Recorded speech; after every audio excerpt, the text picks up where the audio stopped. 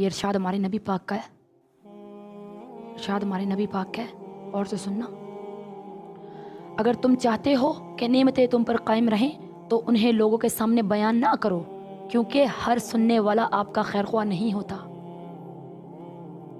ہر سننے والا آپ کا خیر خواہ نہیں ہوتا.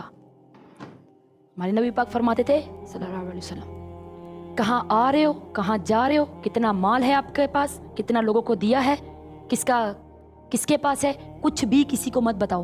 اپنا مال اپنے تک رکھو. حسد کریں گے لوگ آپ سے، حسد کریں گے. میں نے آج یہ کون سے برانڈ کے کپڑے پہنے ہیں، فلاں برانڈ کے پہنے ہیں، کتنے کے لیے تھے.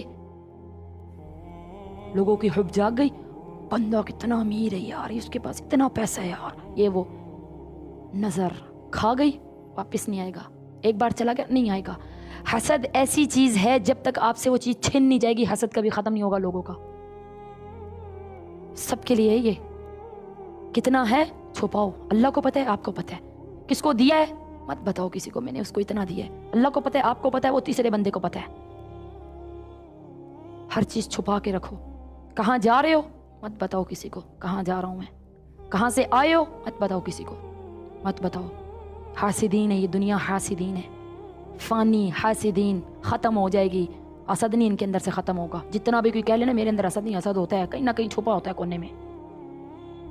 ہر دوست یار میں حسد ہوتا ہے. میرے فلاں دوست کے پاس اتنا پیسہ ہے، میرے پاس کیوں نہیں ہے.